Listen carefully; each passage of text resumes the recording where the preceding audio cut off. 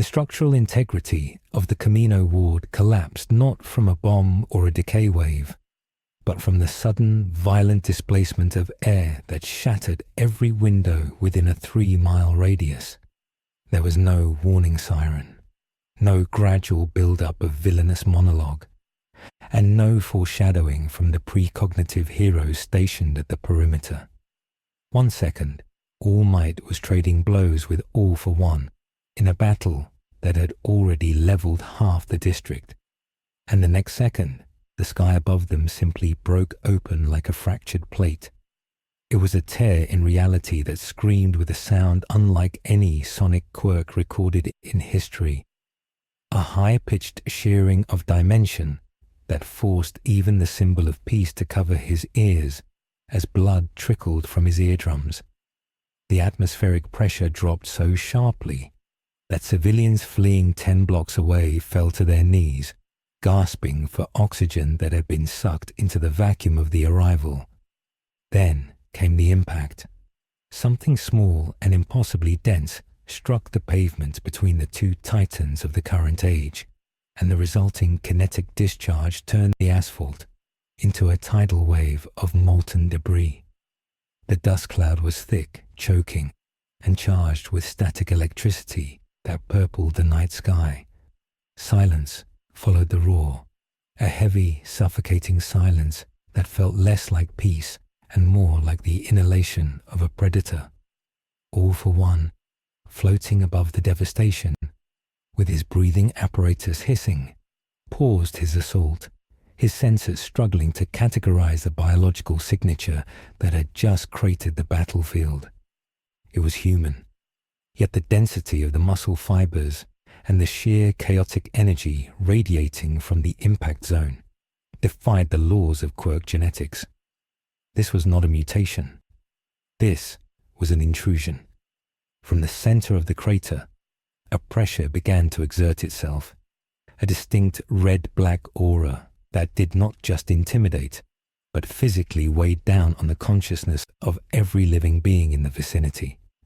Pro-heroes on the sidelines, seasoned veterans who had stared down serial killers and monsters, found their knees buckling, their instincts screaming at them to play dead.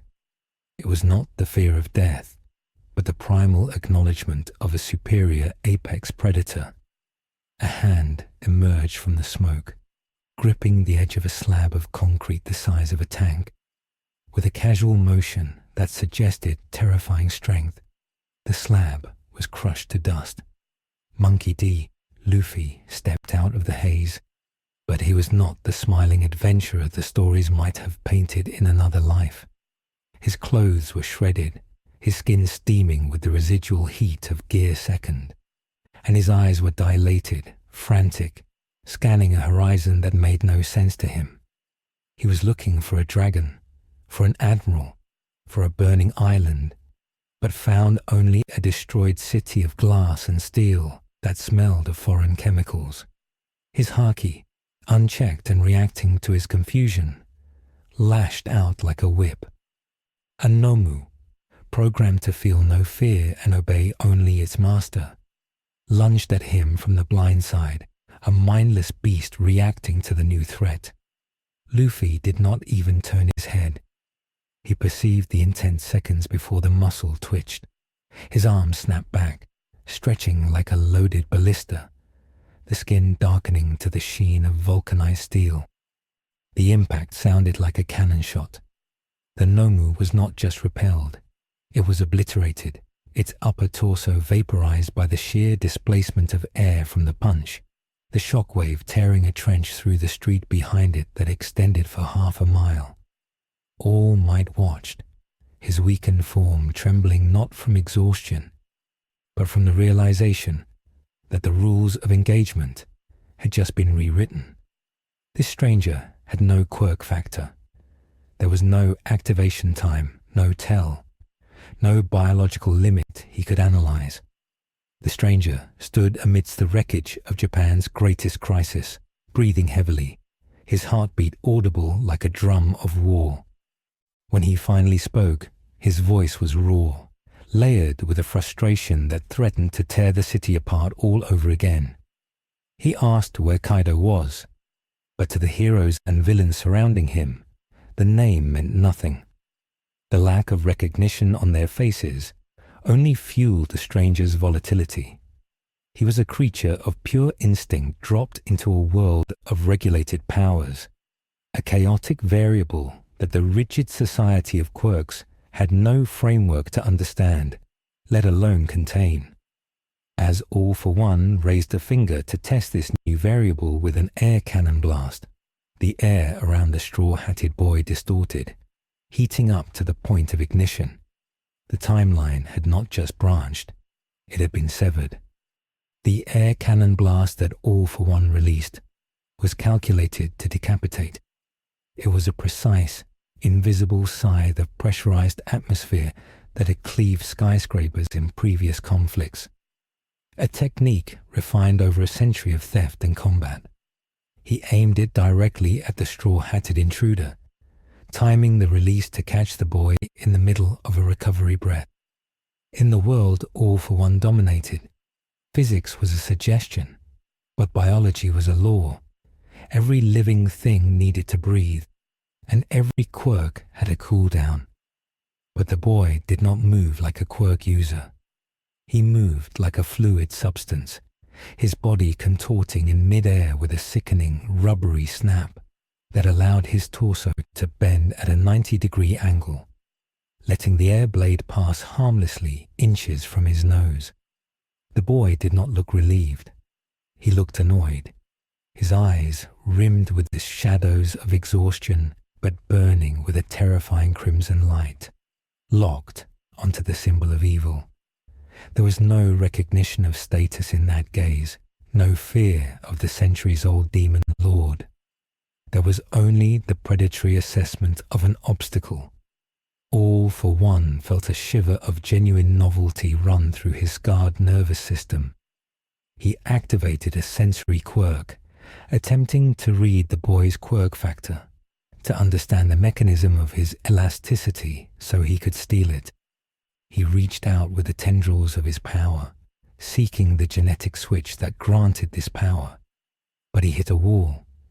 There was no quirk factor.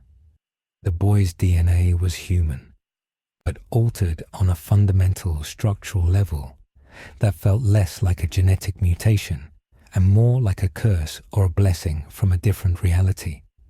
It was a biological impossibility that tasted of the sea and the sun. The boy shouted something about becoming the king of the pirates, a nonsensical declaration in the middle of a destroyed Japanese ward, and then he vanished. He did not teleport. He simply moved faster than the naked eye could track, the pavement beneath him shattering into powder as he kicked off. All Might, clutching his side where the embers of One for All were fading, saw the blur. He screamed a warning, but the collision had already happened. Luffy's fist, coated in a black metallic sheen that absorbed the ambient light, buried itself in All for One's stomach. The sound was wet and heavy, like a sledgehammer hitting a side of beef.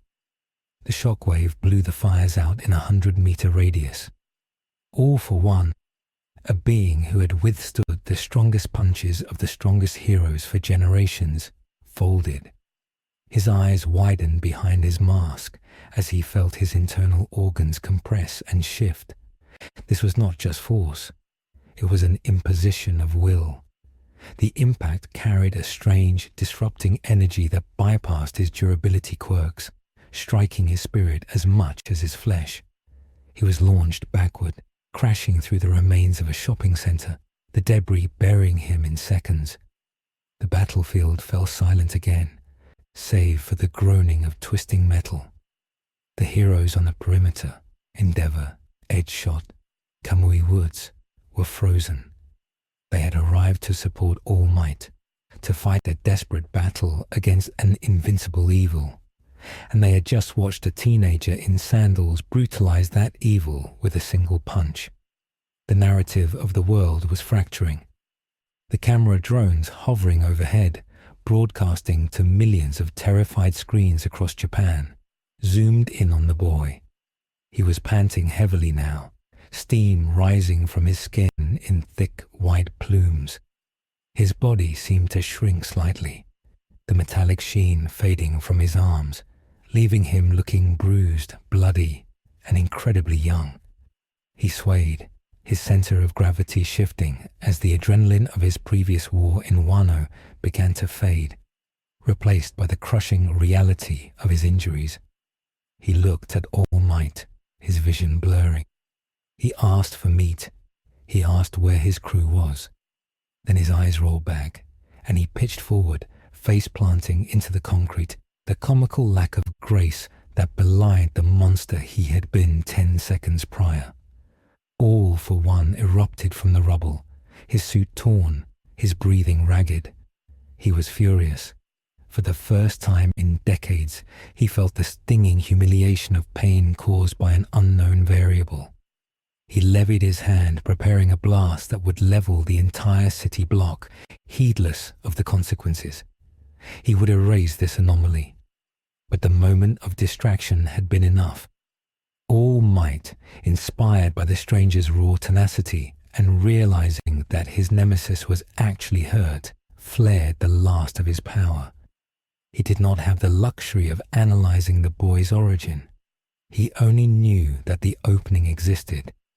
The United States of Smash that followed was desperate, fueled by the fear that if he did not end it now, the boy lying unconscious on the pavement would be killed.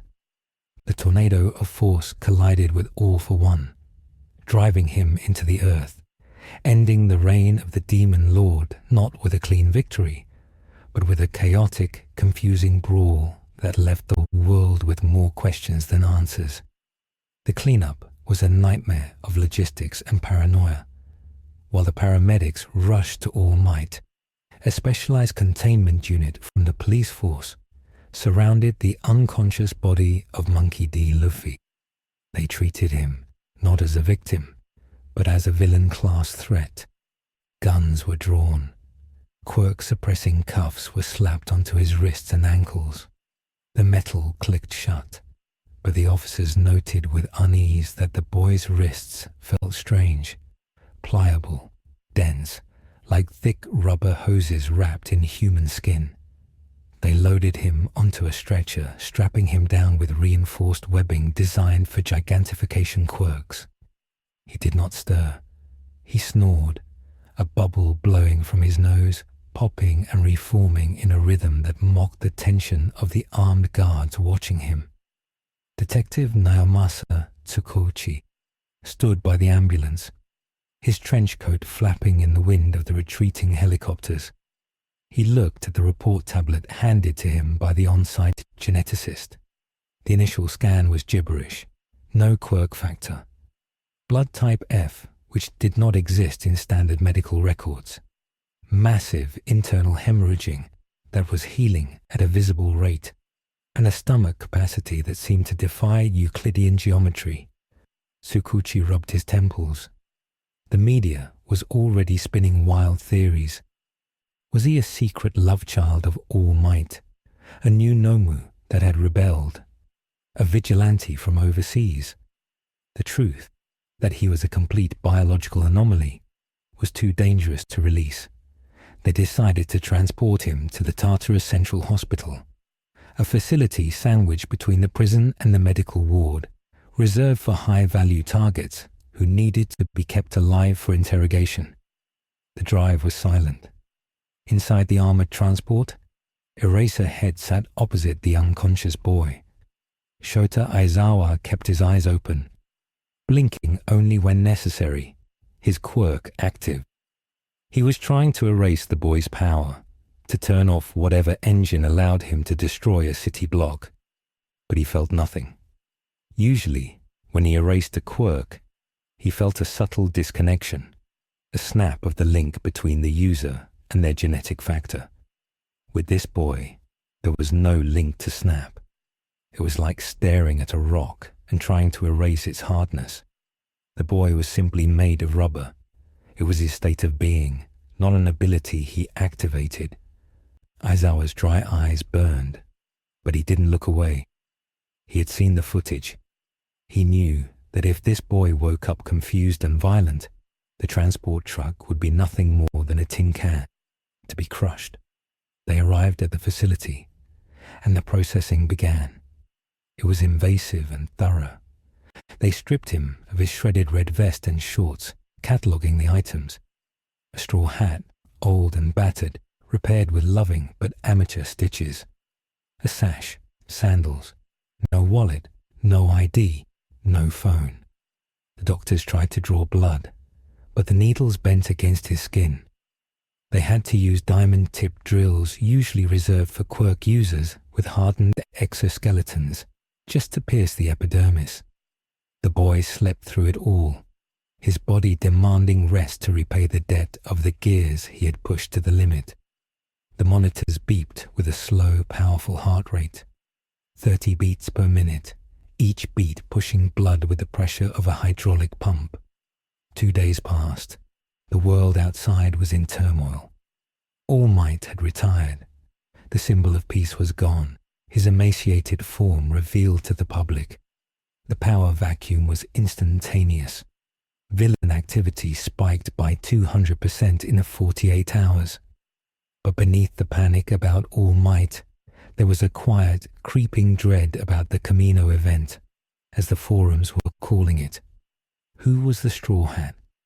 Why did the government black out his face in the official reports?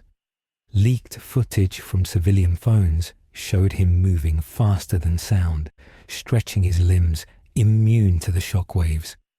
The internet dubbed him the Elastic Man, or the Red Demon. On the third day, Monkey D. Luffy woke up. He did not groan or flutter his eyes. He sat bolt upright, snapping the 3-inch steel restraints on his chest as if they were made of dried pasta. The alarm klaxons began to wail immediately.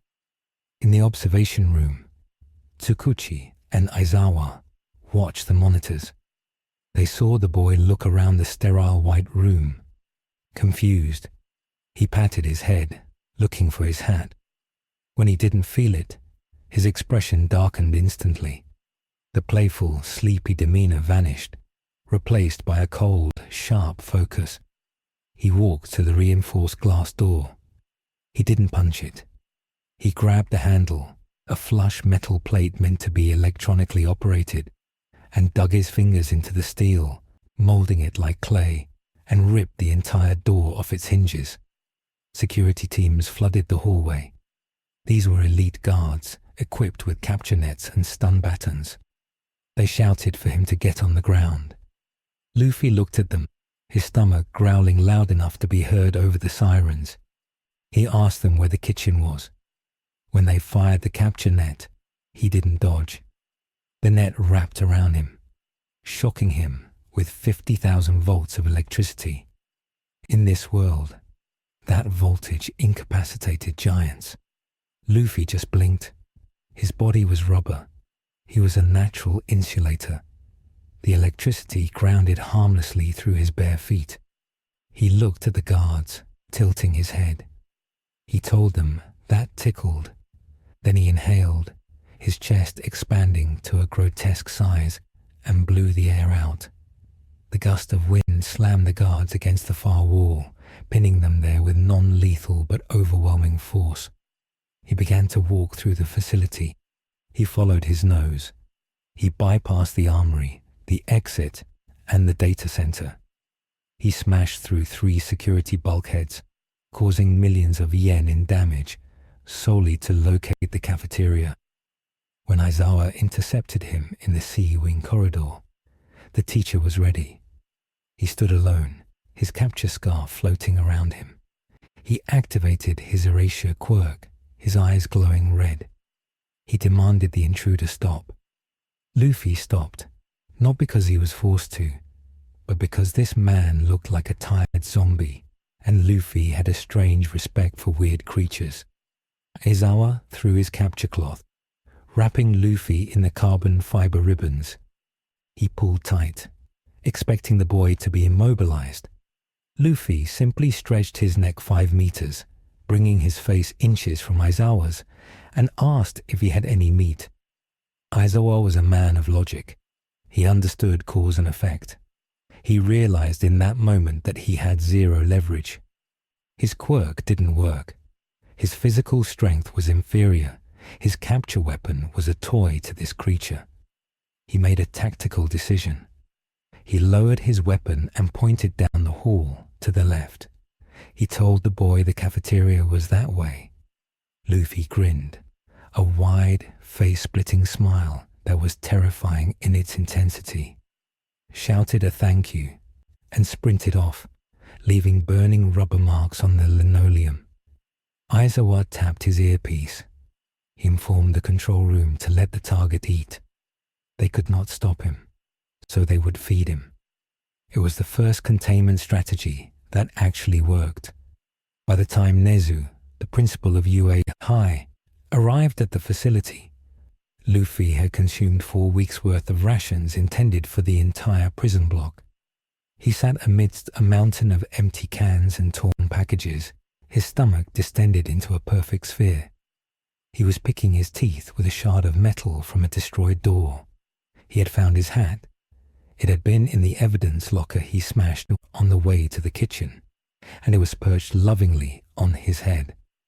Nezu, a small white creature resembling a mix of mouse, dog, and bear, walked into the cafeteria with a calmness that unsettled the armed guards flanking him. He sat on the bench opposite the gluttonous anomaly. Luffy looked at the animal. He didn't ask if it was a quirk.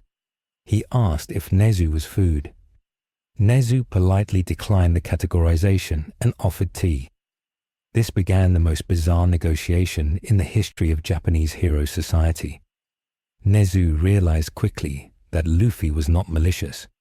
He was simply a force of nature with a very simple, very rigid moral code that did not align with the laws of modern society. He did not care about hero licenses. He did not care about property damage. He cared about his friends, food, and freedom.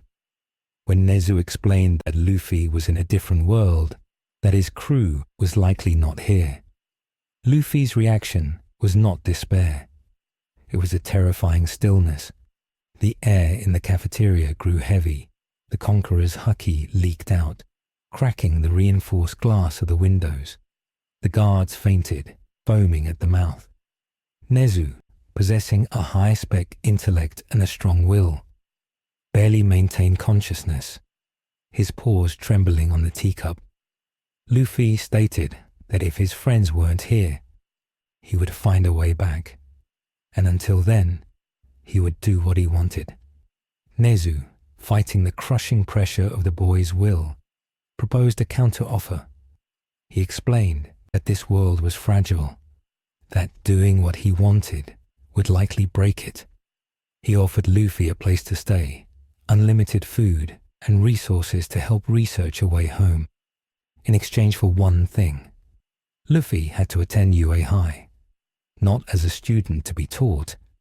Nezu realized that was impossible, but as a consultant under observation. Nezu needed to keep this nuclear weapon close where he could see him. He framed it as an adventure, a new island to explore. Luffy looked at the mouse bear. He sensed no deception. The creature was smart, but he wasn't lying. Luffy agreed, on the condition that he got meat every day. The agreement was struck, but the system could not handle it. The police force was outraged. The Hero Public Safety Commission was terrified. They wanted Luffy in a hole in the ground, buried under concrete. But Nezu played his cards ruthlessly. He leaked the fact that the Kamino mystery was under UA protection, forcing the Commission's hand. If they tried to take Luffy by force, they would have to siege UA, and after the loss of All Might, the public trust could not survive a civil war between the police and the hero schools. Luffy was released into Nezu's custody. The integration was immediate and abrasive. Class 1A was moved into the new dorms, Heights Alliance, to protect them from villains. But now they had a new resident. Luffy was given a room in the teacher's wing, but he spent most of his time wandering the campus. The students first encountered him 3 days after the move-in. Midoriya Izuku was jogging early in the morning, trying to process the retirement of his idol, when he saw a boy stretching his arms across the entire width of the training field to catch a stray bird. Midoriya stopped, his notebook trembling in his hand. He recognized the boy from the news. He approached with caution, his heart hammering. He asked, stuttering, what the boy's quirk was. Luffy looked at the green-haired boy. He saw the scars on Midoriya's arms, the signs of power that was too big for the vessel. He recognized that look. It was the same look Kobe had when he first started. It was the look of someone trying to lift the ocean with a bucket. Luffy didn't answer the question about quirks. Instead, he stretched his face, pulling his cheeks out 2 feet, and laughed. He said he was a rubber man. Midoriya wrote it down, muttering about mutant types and elasticity ratios. Then Luffy asked Midoriya why he smelled like All Might. The question froze Midoriya. It was a secret known only to a handful of people. This stranger, this alien who had dropped from the sky, had sniffed out the lineage of One for All like a bloodhound tracking a scent. Midoriya panicked, waving his hands, denying it. Luffy just shrugged. He didn't care about the secret. He just noted the similarity. He told Midoriya that the old man, All Might, was strong, but he was dying. Not just from the injury, but because his fire was out. Luffy poked Midoriya in the chest, his finger sinking into the muscle. He told the boy that he had to be the fire now. It wasn't profound advice given with the gravity of a mentor. It was a casual observation, stated with the bluntness of a child. As the weeks turned into a month, the reality of Luffy's presence began to warp the curriculum. He would wander into training exercises uninvited. When Class 1B was practicing disaster rescue, Luffy jumped into the simulation zone, mistaking the robot villains for real monsters, and dismantled them with bare-handed violence that traumatized the students. He didn't understand holding back in the way they did. He understood protecting things and fighting things. The nuance of apprehension was lost on him. Aizawa tried to lecture him, but Luffy would fall asleep standing up. The only thing that kept him in line was the promise of food and Nezu's manipulation. But the peace was a facade. The world was still reacting to the vacuum left by All Might. Overhaul, the leader of the Shi Hasekai, saw the chaos as a ladder. He had been planning his move, but the appearance of the Red Demon at Kamino disturbed him. His plan relied on destroying quirks to restore the Yakuza. But this new player, he didn't fit the model. Overhaul sat in his underground lair, dissecting the footage of Luffy. He saw the lack of quirk factor. To Overhaul, Luffy wasn't a hero or a villain. He was a plague, a genetic mistake that needed to be cured. If he had no quirk, yet had power, he was an abomination to Overhaul's philosophy of purity. Overhaul decided that before he could fix society, he had to dissect the rubber man. Meanwhile, the League of Villains was licking its wounds. Shigaraki Tomura was scratching his neck, staring at the blurred photo of Luffy pinned to the bar wall. All for One was in Tartarus, and he had left Shigaraki with a final message delivered through a hidden recording. Beware the straw hat. He is the natural enemy of order. Shigaraki hated the boy. He hated that Luffy had stolen his master's attention. He hated that Luffy had broken the game board. Shigaraki decided that he didn't want to recruit Luffy. He wanted to decay him until there was nothing left but dust. The first major friction point occurred during the Provisional Hero License exam.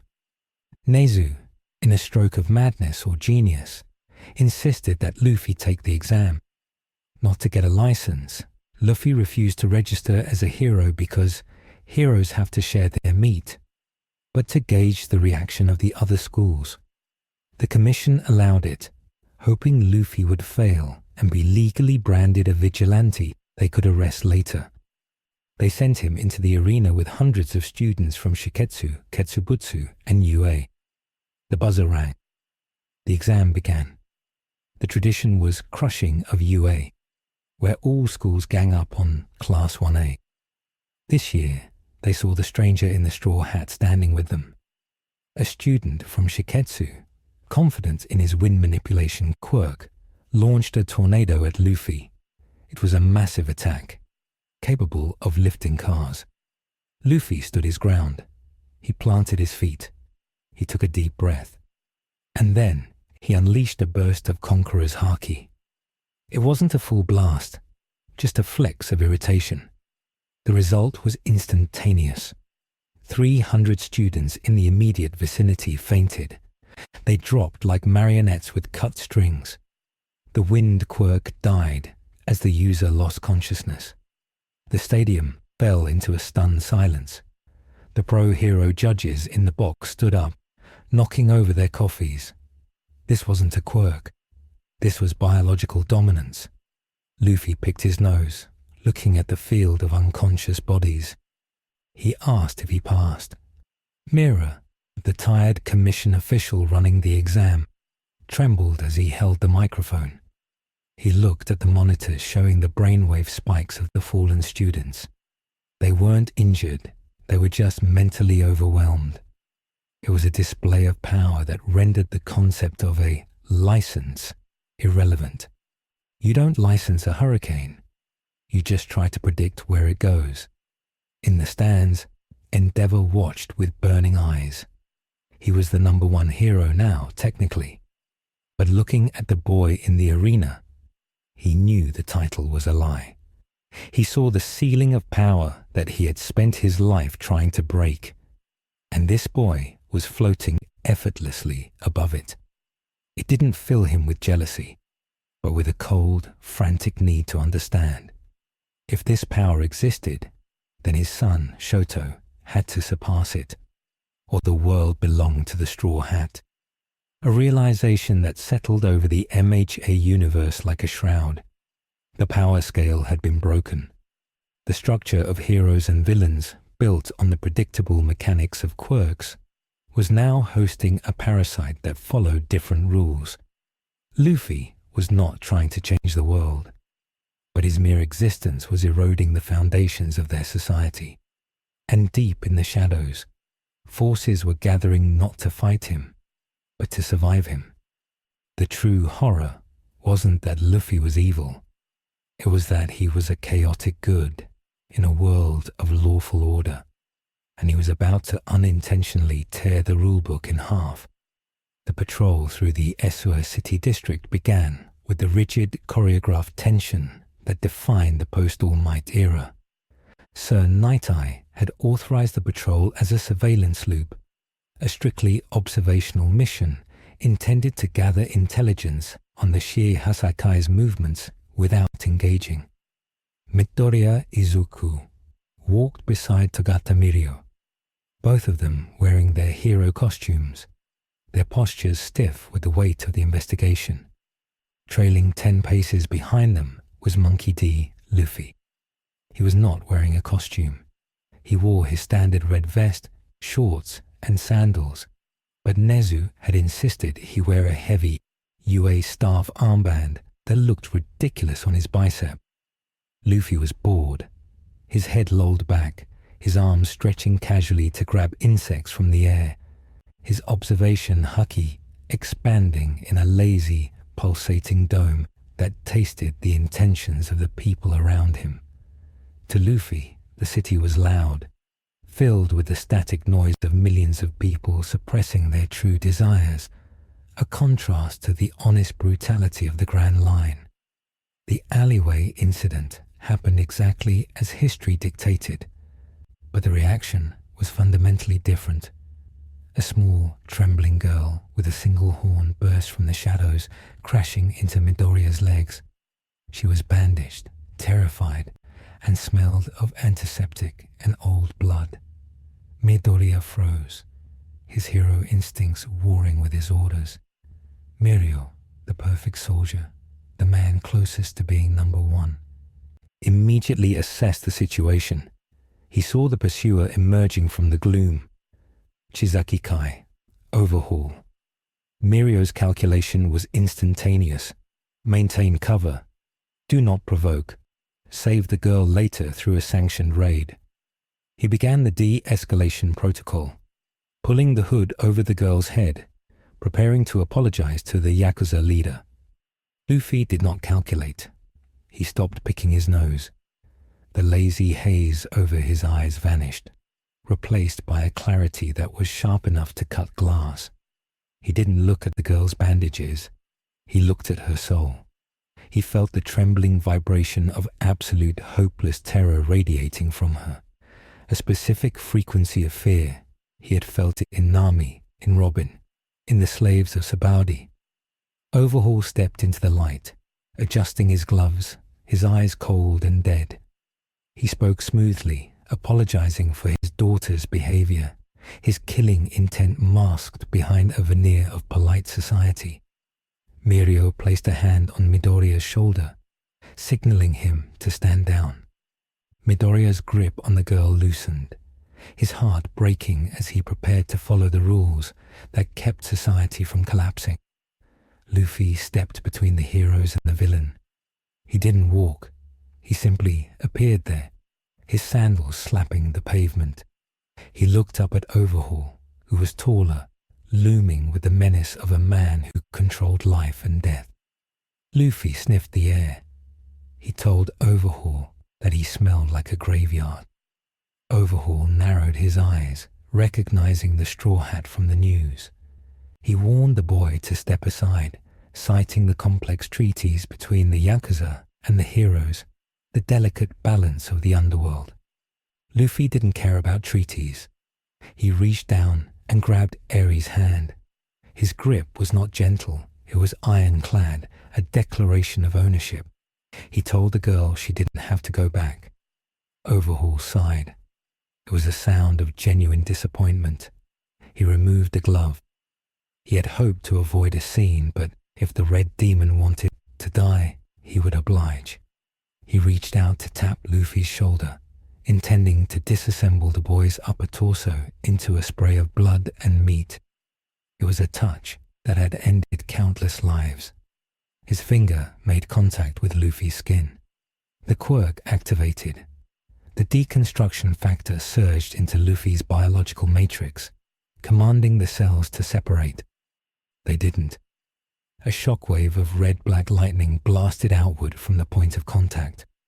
Luffy's armament Haki flared, coating his shoulder in a layer of invisible spiritual armor that rejected the foreign energy. Overhaul's quirk was based on physical manipulation of matter, but Haki was the manifestation of willpower overriding reality. For a split second, the two forces wrestled at a microscopic level. The command to destroy versus the will to exist. The pavement beneath them shattered from the pressure.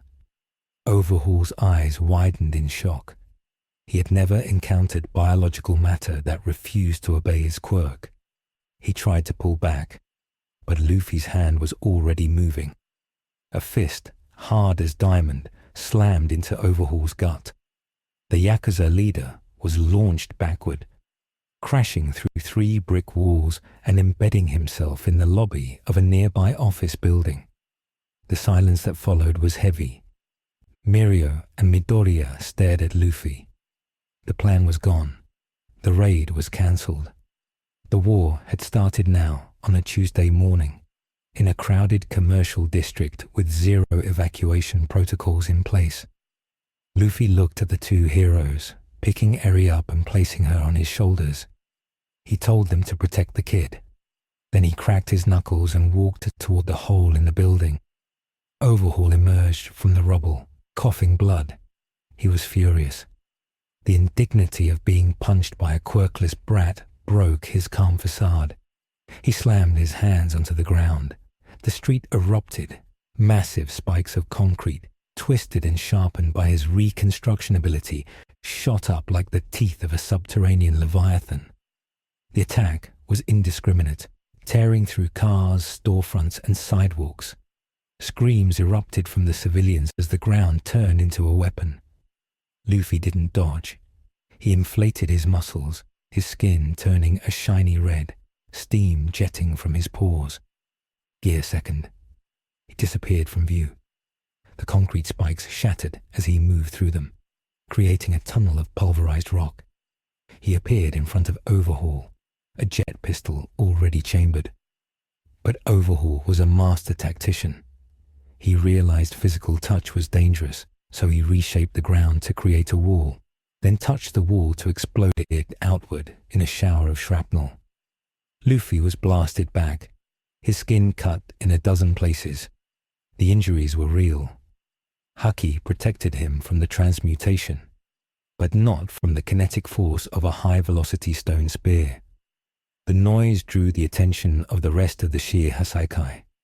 From the alleys and the sewers, the 8 bullets emerged, answering their master's call. Simultaneously, Sir Nighteye, who had been coordinating from a van blocks away, realized the operation had gone critical. He screamed into his comms, ordering every hero in the vicinity to converge. It wasn't a raid anymore. It was disaster containment.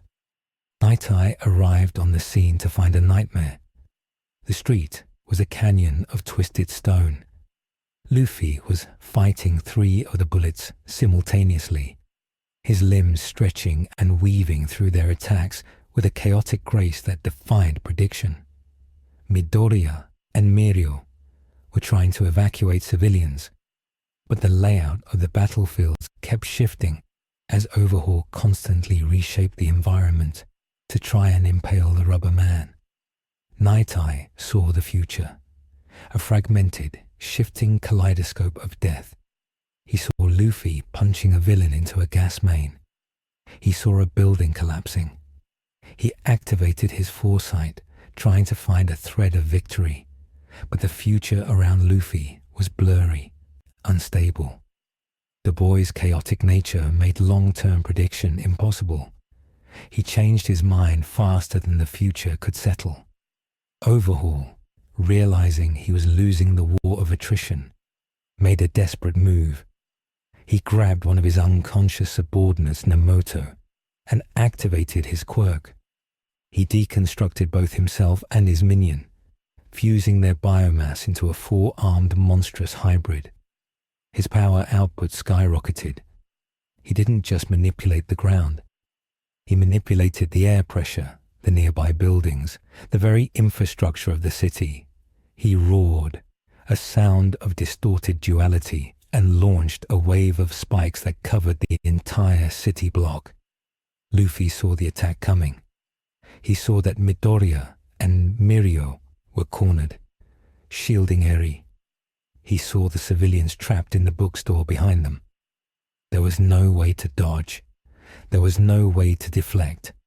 He bit his forearm. Air flooded his bones. His arm inflated to the size of a minivan, coated in black Haki. Gear third. Elephant gun. He didn't aim at Overhaul. He aimed at the ground in front of the heroes. He punched the earth with enough force to flip the tectonic plate of the street vertical, creating a massive shield of bedrock that absorbed a spike wave. The impact shook the entire district, shattering windows for miles. The dust settled. The heroes were safe, but the street was gone. In its place was a crater. Luffy stood in the center, panting. The toll of maintaining high-level Haki and gear usage was adding up. He was bleeding from a gash on his forehead. Overhaul, now a fusion monster, hovered on a pillar of stone, looking down with disgust. He spoke of order, of the sickness of hero society, of the need to cleanse. He prepared a final attack, intending to touch the ground and disassemble the entire city block, killing everyone to ensure Luffy died. Sir Nighteye saw this future. It was crystal clear. Overhaul's hand would touch the pavement in 3 seconds. everyone would die. Nighteye moved. He was fast, faster than most gave him credit for. He threw his hyperdensity seals, aiming to pierce Overhaul's hand, to delay the contact. But he miscalculated the variable of Luffy. Luffy, sensing the same danger, launched himself upward, using his legs like springs. He collided with Nighteye in mid-air, knocking the hero out of the trajectory of a spike that would have impaled him, but ruining Nighteye's aim. The seals missed Overhaul's hand and struck his shoulder. Overhaul touched the ground. Luffy screamed. He didn't have time to charge an attack. He didn't have time to breathe. He grabbed the air itself, his fingers digging into the atmosphere, a technique he hadn't mastered but had seen in his fights against the best. He twisted his body, coiling like a spring, and unleashed a barrage of punches so fast they ignited the air. Gomu Gomu, no. Gatling. It wasn't enough to stop the transmutation, but it was enough to break the ground Overhaul was standing on. The earth crumbled before Overhaul's quirk could fully propagate through it.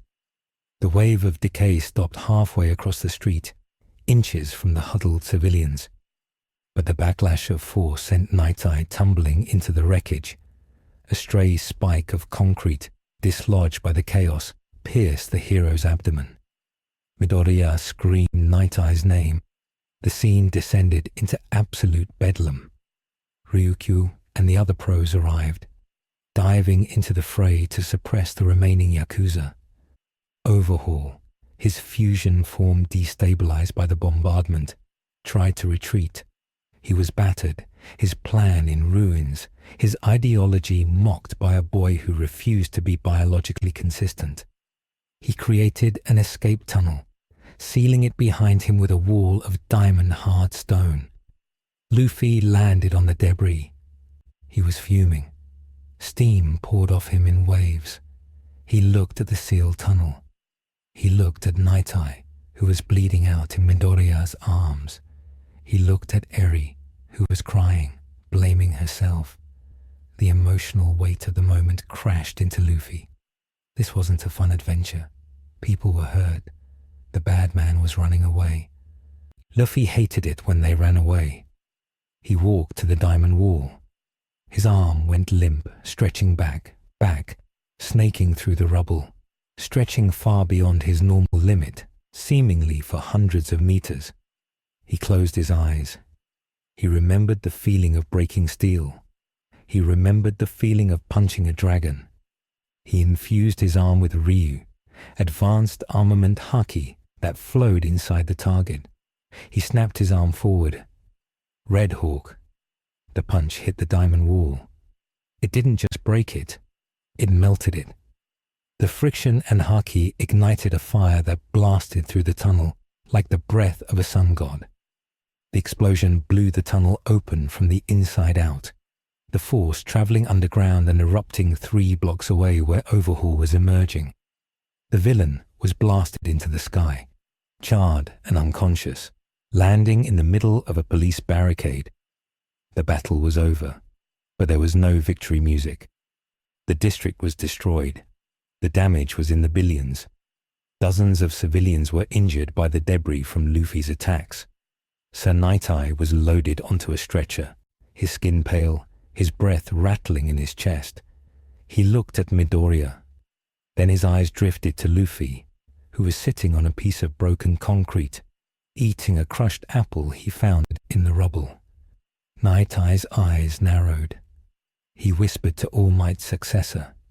He said that the Straw Hat was not a hero. He said that Luffy was a natural disaster and that if he wasn't contained, he would bring ruin to them all.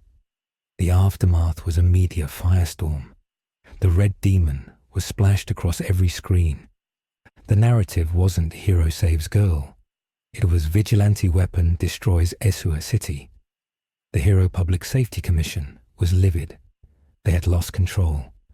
Nezu was summoned to an emergency hearing. The question was raised. Was Monkey D. Luffy a villain? He had saved Eri, yes, but he had initiated a combat scenario in a populated zone against orders, resulting in the near death of a top hero and massive property loss. In the hospital, Eri sat in a sterile room. She was safe. The curse of Overhaul was broken. But she didn't ask for Deku. She asked for the boy with the scary eyes. The boy who felt like freedom. Midoriya sat by Nighteye's bedside, listening to the steady beep of their life support. The prophecy Nighteye had seen, that All Might would die a gruesome death, had shifted. Nighteye confessed, in a delirious whisper, that he could no longer see All Might's future. The timeline had become so chaotic, so fractured by Luffy's presence, that the future was a static haze. The certainty of death was gone, replaced by the uncertainty of chaos. Meanwhile, in the villain bar, or rather, the new hideout in the mountains, Shigaraki Tomura watched the news. He saw the devastation Luffy had caused. He saw the power.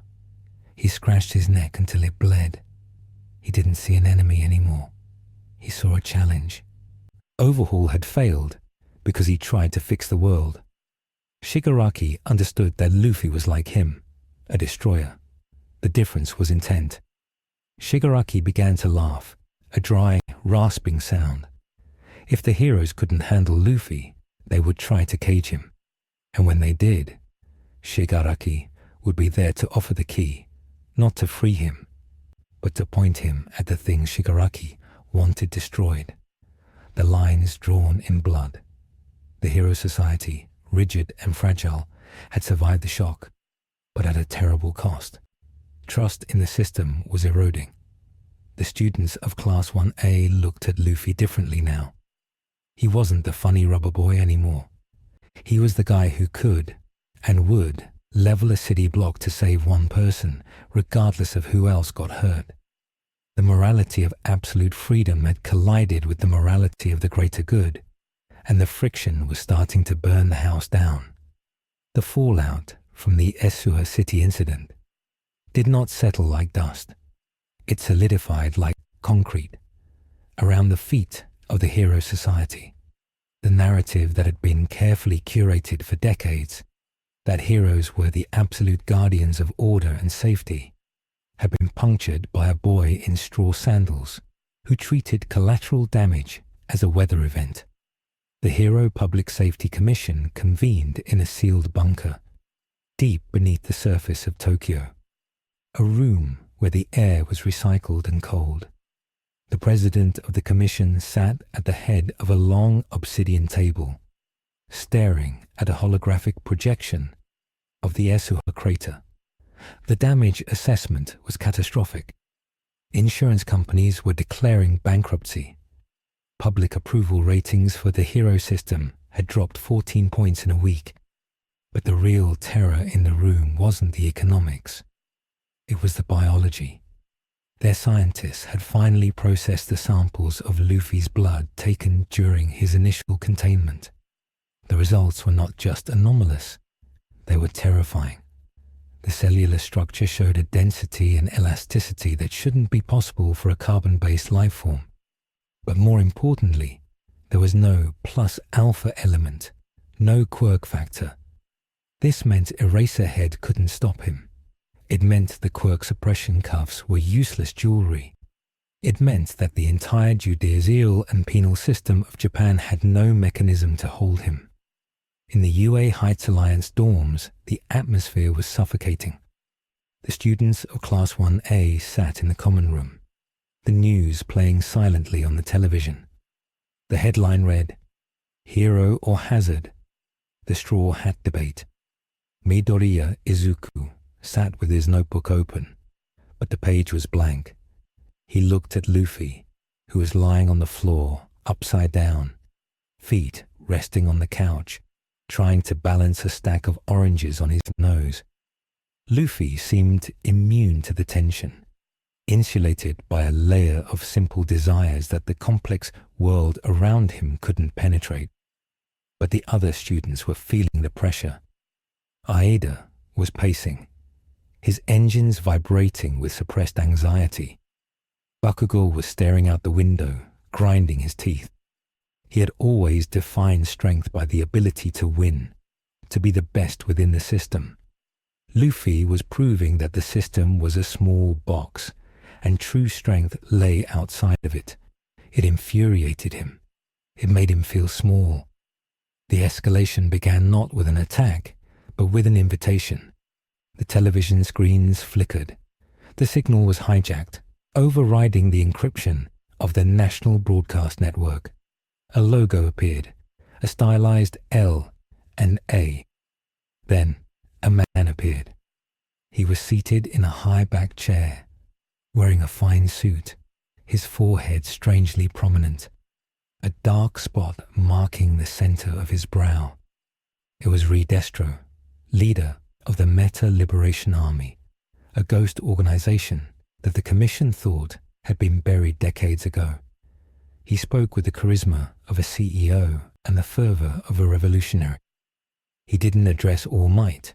He didn't address the government. He addressed the Red Demon.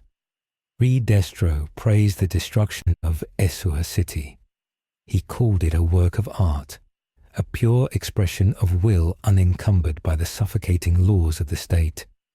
He declared that Luffy was the embodiment of the Liberation Army's ideals, the free use of power as a natural right. He extended an invitation. He invited Luffy to Deika City, a remote mountain town that the MLA secretly controlled. He promised a celebration. He promised a gathering of the strong, and knowing his target's profile from the leaked reports, he promised a banquet of meat such as the world had never seen. The broadcast cut. The room was silent. Every student looked at Luffy. The oranges fell from his nose. He sat up, his eyes wide. He asked if the guy on the TV said meat. Aizawa burst into the room, his capture weapon floating, his eyes bloodshot. He ordered the students to stay put. He told Luffy that it was a trap, a political maneuver by a domestic terrorist group. He explained that going there would be an act of treason, that the Commission had just designated Deika City a no-fly zone and was mobilizing the self-defense forces. Luffy stood up. He adjusted his hat. He looked at Aizawa with a terrifying lack of comprehension for the word treason. He said he was hungry. He said the dorm food was too small. He walked toward the door. Aizawa fired his capture cloth. It wrapped around Luffy's waist. Luffy didn't struggle. He simply kept walking. The cloth pulled taut. Then the fibers began to snap one by one under the immense torque of Luffy's forward momentum. Aizawa dug his heels into the floor, sliding, his boots screeching against the linoleum. Midoriya shouted for Luffy to stop, but Luffy was already in the mindset of departure. He grabbed the door frame and slingshotted himself out, shattering the glass, disappearing into the night sky with a sonic boom that shook the building. The response was immediate and panicked. The Commission declared Monkey D. Luffy a villain-class threat. They authorized lethal force. This was the fracture point Nezu had feared. UA could no longer protect him without declaring war on the government. But Nezu, ever the gambler, played his final card. He authorized a field training exercise for Class 1A and the top pro heroes. Their mission: retrieve the target before he reaches Deika City. It was a race. If the heroes got to him first, they could spin it as a capture. If the Commission's kill squads, led by the shadowy Lady Nagant, whom they had pulled out of Tartarus specifically for this operational nightmare, got to him first, the boy would die, or the attempt would result in the destruction of a prefecture. Endeavor led the charge. He flew across the night sky, a comet of hellfire, his face a mask of grim determination. Hawks flew beside him, his wings blurring. Hawks was in a hell of his own. He was a double agent within the MLA, and he knew that Re-Destro was planning to use Luffy to trigger a revolution. If Luffy arrived at Deika, the MLA would broadcast his alliance to the world, destroying the credibility of heroes forever. Hawks knew he might have to kill the boy to save the narrative. He fingered a feather blade, his usual easygoing smile gone. Luffy arrived at Deika City at dawn. The town was silent, nestled in a valley surrounded by dense forests. It looked peaceful, but Luffy's observation Haki screamed at him. There were people everywhere, thousands of them, hiding in basements, in towers, in the sewers. Their intent was sharp and unified. He landed in the town square, cracking the pavement.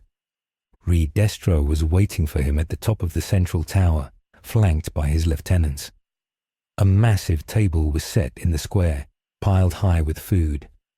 It was real. Re-Destro was a man of his word. Luffy didn't wait for a speech.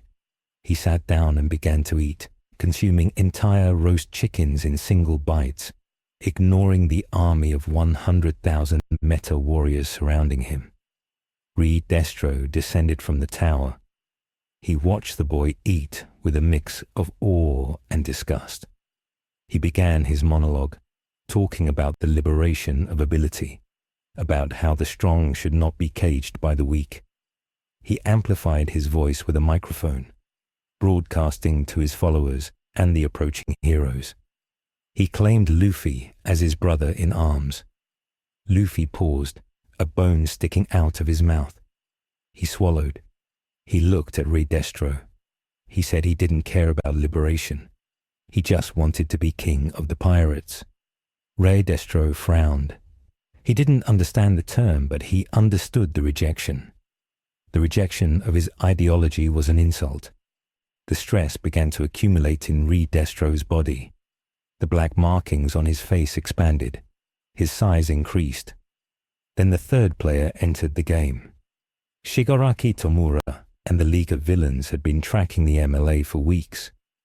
They were broke, hungry, and desperate, and they saw the MLA as a resource to be plundered. They didn't know Luffy was coming until the broadcast. Shigaraki saw this as destiny. He would decay the MLA and the Straw Hat in one stroke. The League launched their attack from the mountain ridge. Twice unleashed his Sad Man's Parade, a tidal wave of clones flooding into the valley. Darby set the forest on fire.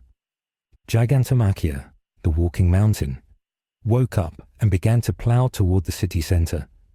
Deika City instantly transformed into a meat grinder. The MLA soldiers, civilians with combat-ready quirks, engaged the twice clones.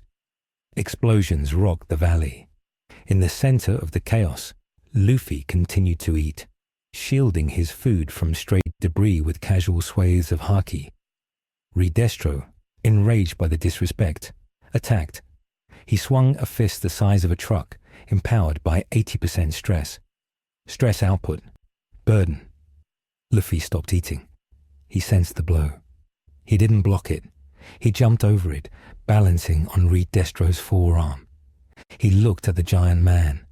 He said the big guy was ruining the meal. Re-Destro roared and unleashed a shockwave of pure black energy. Luffy crossed his arms. Armament, hardening. The shockwave hit him, sending him skidding back through 3 buildings, collapsing them on top of him. The food was destroyed. That was the mistake. Luffy erupted from the rubble. The playful aura was gone. The air pressure dropped. He bit into his forearm, his muscles bulging, pumping, expanding. The Haki spread over his body in a tribal pattern, shading his skin in crimson and black. His hair flared up, defying gravity. Steam wreathed him like a celestial garment. He bounced on the air itself, the sound of jet engines compressing accompanying every movement. Gear 4, Boundman. The heroes arrived at the ridge just in time to see the transformation. Endeavor stopped in mid-air. He had seen power before. He had seen all might. But this was different. This was a kinetic volatility that looked like it was barely contained. Luffy kicked off the air. He vanished. He reappeared in front of Re-Destro. Kongan. The punch didn't just hit Re-Destro, it folded him. The impact created a vacuum cone that extended for 3 miles, carving a tunnel through the chaotic battlefield, vaporizing twice clones and MLA soldiers alike by the thousands. Re-Destro, clad in his ultimate stress armor, was launched through his own tower, through the mountain behind it, and into the stratosphere. The shockwave leveled the town square. Shigaraki, watching from a rooftop, felt a spike of pure, unadulterated hatred. This boy was stealing his destruction. He leapt down, sprinting towards Luffy. He reached out, his hand spreading, 5 fingers ready to touch the rubber man. Decay. Luffy, still in Bauman, sensed the death. His instincts, honed in the new world, screamed that this touch was fatal. He couldn't tank it. He couldn't block it. He had to dodge. He retracted his head into his shoulders like a turtle, the decay wave passing millimeters from his nose, turning the air to dust. Shigaraki touched the ground. The decay spread instantly, turning the cobblestones, the buildings, the very foundation of the city into grey ash. The wave raced outward, consuming everything. Luffy realized he couldn't touch the ground. He began to fly, using the elastic force of his legs to kick the air. He looked down at the spreading grey ocean of death. He saw the Class 1A students rushing into the valley to save civilians, unaware of the decay. He saw Midoriya using Black Whip to pull people to safety. But the decay was too fast. A building full of MLA loyalists was crumbling, the people inside screaming. Luffy made a choice. He couldn't save them all. He had to stop the source. He targeted Shigaraki. He inflated his fist to the size of a small house. King Kong gun. He dove from the sky. Shigaraki looked up, manic laughter bubbling in his throat. He raised his hand to catch the fist, to decay the rubber god. Endeavor intervened. He realized that if those two forces collided, the ultimate punch and the ultimate decay, the resulting reaction might crack the tectonic plate. He tackled Shigaraki, blasting him with a prominence burn that melted the villain's skin, forcing him to break contact with the ground. The decay stopped. Luffy's punch missed his target, hitting the crater where the town square used to be. The impact finished what the decay started. The remaining half of Deika City was launched into the air, a slow-motion fountain of debris. The dust cloud rose 10,000 feet. When it cleared, the landscape was unrecognizable. Deika City was gone. In its place was a wasteland of glassed earth and ash. The MLA was broken, their leader in orbit, their army decimated. The League had retreated into the shadows, Shigaraki dragging his burned body away, his hatred for Luffy now a black hole consuming his sanity.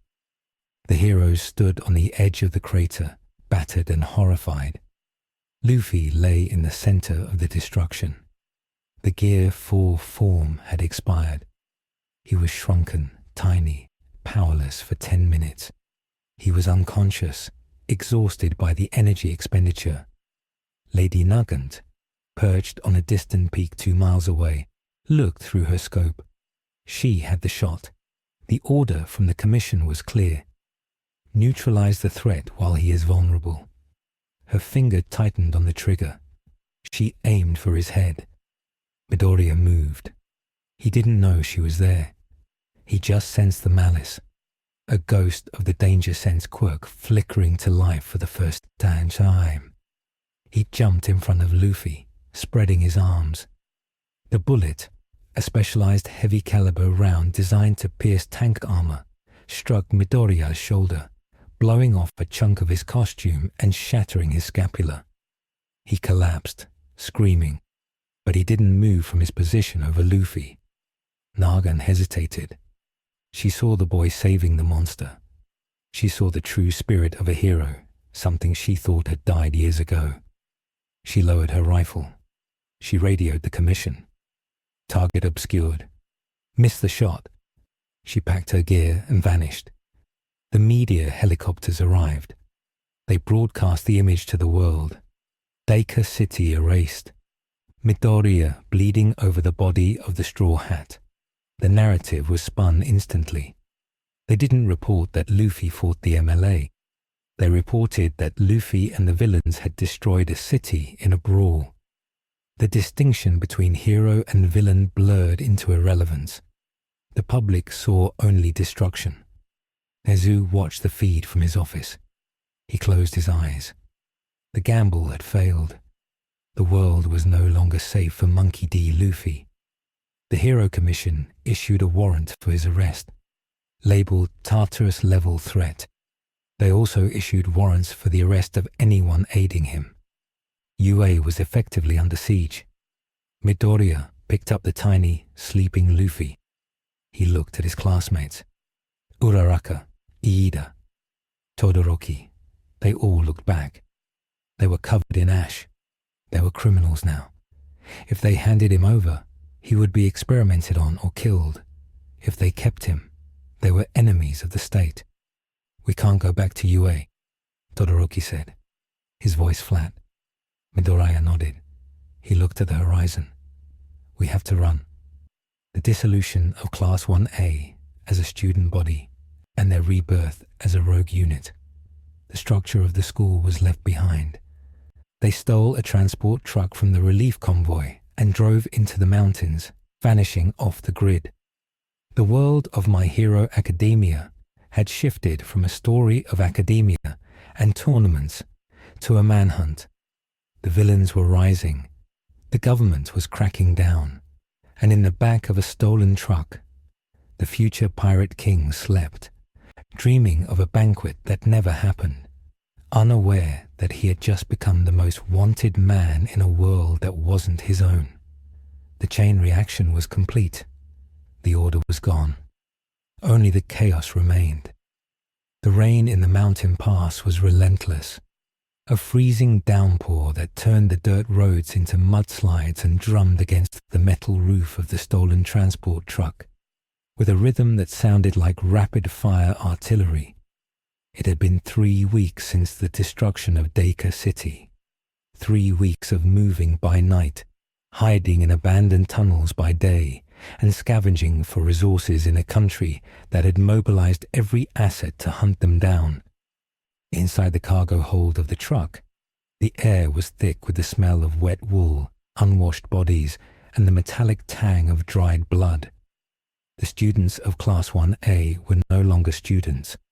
They were an insurgent cell, their uniforms stained and torn, their faces gaunt with the hollow-eyed look of soldiers who had forgotten what safety felt like. They sat in the dark, illuminated only by the soft bioluminescent glow of Yaoyorozu's skin, as she created another ration bar, the effort etching deep lines of fatigue around her eyes. Midoriya Izuku sat near the rear doors, his arm in a crude sling made from a torn piece of all-might tapestry they had found in a dumpster.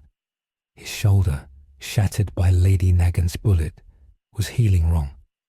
The bone was knitting together in a jagged cluster because they didn't have a surgeon, only basic first aid and the sheer stubborn refusal of his body to die. He wasn't looking at his notebook. The notebook was gone, left behind in the ashes of the dorms. He was looking at Monkey D. Luffy.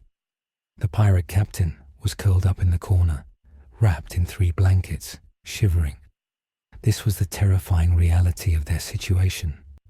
Luffy's power, the god-tier force that could level cities, came with a metabolic cost that defied the laws of thermodynamics. Without the massive caloric intake he was used to, his body was consuming itself. He looked skeletal. His skin was grey, pulled tight over his cheekbones. The rubber elasticity that defined him had become brittle. When he moved, his joints creaked. He wasn't the sun god. He was a dying star. Bakugo Katsuki sat opposite them, sharpening a knife.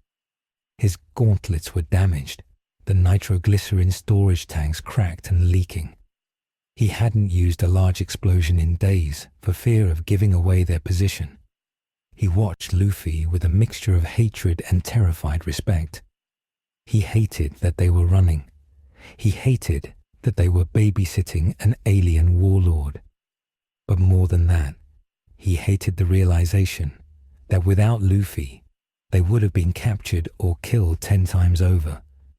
The Commission had sent drones, hunter-killer units, and specialized quirk users after them.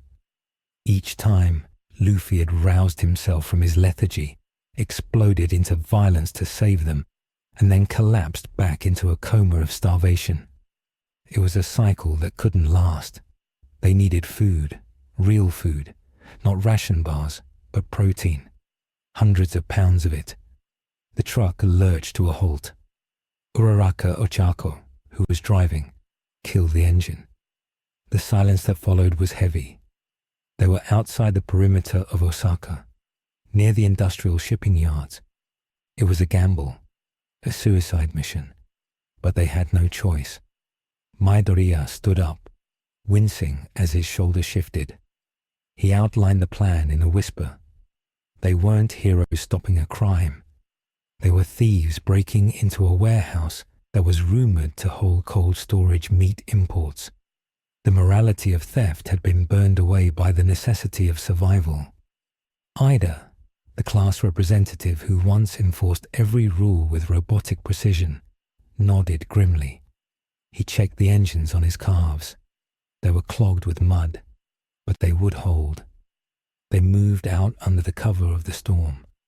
The shipping yard was a labyrinth of stacked containers, towering steel canyons that blocked the wind. It was too quiet. Midoriya's danger sense was a low, constant buzz, a white noise he had learned to ignore because it never stopped. They moved in a diamond formation, Luffy in the center, supported by Kirishima.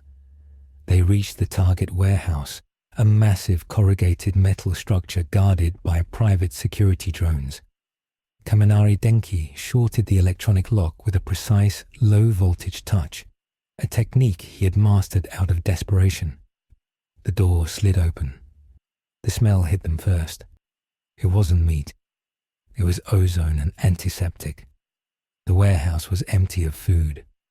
In the center of the vast, hollow space stood a single chair, and on it, a tablet computer. The screen lit up as they entered. The face of the HPSC president appeared. It was a recording. She spoke with a cold, bureaucratic finality. She explained that they had anticipated the target's metabolic needs. They knew he would starve. They knew he would come for high-density calories. This wasn't a depot. It was a containment zone. The doors slammed shut behind them. The lights flared on, blindingly white. From the shadows of the rafters, shapes dropped. They weren't humans. They weren't standard Nomus. They were the high-ends that had survived the war, modified with cybernetics. 3 of them. One had blades for limbs. One was a floating mass of eyes and brain tissue. The third was a hulking beast with shock absorption pads covering every inch of its body. But they weren't the only threat. The floor grates opened, and gas began to hiss upward. A quirk-suppressing agent mixed with a sedative potent enough to drop an elephant. The battle began not with a shout, but with a desperate scramble for breath. Yaoyorozu created gas masks, throwing them to her teammates, but the delay cost them seconds. The blade.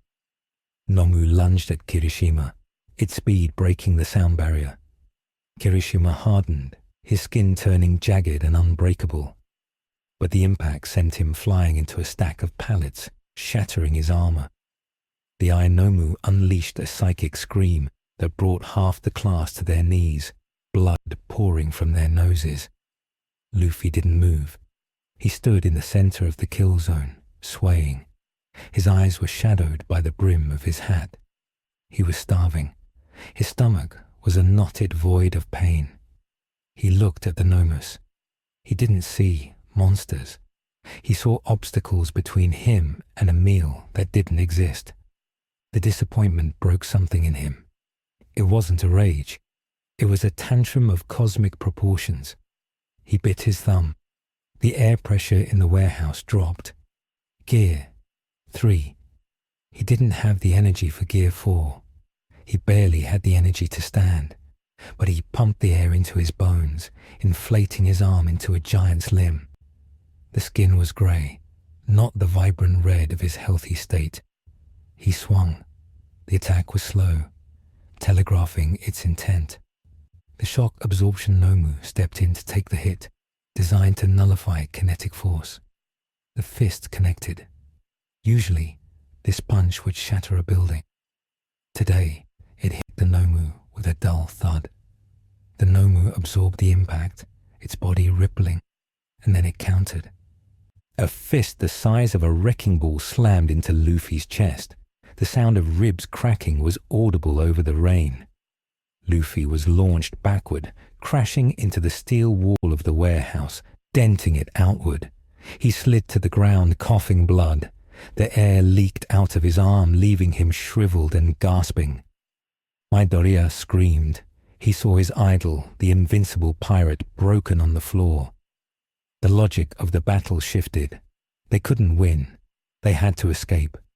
But the exits were sealed, and the monsters were closing in. Midoriya made a choice. It was a small choice in the grand scheme of tactics. He chose to stop protecting himself. He looked at Bakugo and Todoroki. They shared a look of grim understanding. The monster trio had to buy time. "Go!" Midoriya roared to the rest of the class. "Get Luffy and get out. We'll hold them." Todoroki unleashed a glacier of ice, freezing the gas vents and creating a ramp toward the skylights. Ida grabbed Luffy, slinging the limp rubber body over his shoulder. Uraraka floated them both, reducing their weight to 0. The rest of the class scrambled up the ice ramp, weeping, terrified, looking back at the 3 strongest students who stood between them and death. The fight that followed was a massacre of attrition. Midoriya, Bakugo, and Todoroki fought with a synergy born of desperate survival. Midoriya used Black Whip to restrain the blade Nomu, ignoring the agony in his shoulder. Bakugo focused his explosions on the eye Nomu, blinding it with light and sound. Todoroki alternated between fire and ice to overheat and freeze the shock absorption Nomu, trying to crack its armor. But they were exhausted. They were children fighting war machines designed to kill the symbol of peace. The turning point came when the blade Nomu, realizing it couldn't break Midoriya's grip, severed its own arm. It spun, bypassing Midoriya, and lunged for the ice ramp where Tsuyu Asui was helping the last of the students escape. The blade aimed for her spine. Bakugo saw it. He was across the room, pinned down by the psychic blast of the eye Nomu. He didn't calculate. He didn't think about his ranking or his pride. He used his strongest explosion, a howitzer impact, not on the enemy, but on himself, using the recoil to launch his body faster than his quirk had ever allowed. He intercepted the blade. There was a wet, slicing sound. Bakugo Katsuki fell to the floor, a deep, diagonal gash across his chest. Blood sprayed the white ice, turning it crimson. He didn't scream. He just gasped, a wet, rattling sound. The blade Nomu raised its arm to finish him. Midoriya's vision went red. The world narrowed to a single point of absolute, blinding grief, the restraints of one for all. The careful percentages he had maintained to keep his body from exploding vanished. He didn't summon the vestiges. He didn't ask for help. He simply pulled on the power until the faucet broke. 100%. He moved. He was faster than the Nomu, faster than thought. He didn't punch the Nomu. He obliterated it. His fist connected with the creature's head, and the head ceased to exist. The shockwave blew the roof off the warehouse. The rain flooded in, mixing with the smoke and blood. Midoriya stood over Bakugo's body, his arm broken, purple and useless, electricity arcing off him in violent, uncontrolled, jagged bolts. The remaining two, Nomus, hesitated. They were programmed to fear higher power levels, and the energy radiating from the green-haired boy was reading as infinite. But the cost was paid. The HPSC had what they wanted. They had forced the students to break. Outside, the perimeter was breached. The heroes, Endeavor, Hawks, Best Jeanist, landed in the wreckage. They had been misled, told that the warehouse was being attacked by the League. They arrived to see a scene of horror. Midoriya, broken and savage, standing over a bleeding Bakugo. Luffy, unconscious and emaciated, being dragged away by weeping children. Endeavor stepped forward, flames wreathing his beard. He looked at Midoriya. He saw the look in the boy's eyes. It wasn't the look of a hero. It was the look of a cornered animal. Endeavor raised his hand, ordering them to stand down. He promised medical attention. He promised safety. Midoriya didn't hear him. He heard the heartbeat of his friend slowing down. He made the second choice, the choice that would define the rest of history. He refused to surrender. He grabbed Bakugo with his good arm, wrapped Black Whip around his unconscious form, and looked at Todoroki. "Burn it," Midoriya whispered. Todoroki hesitated.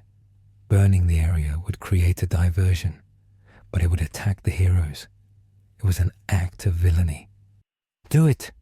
Midoriya screamed, tears mixing with the blood on his face. Todoroki unleashed his flames.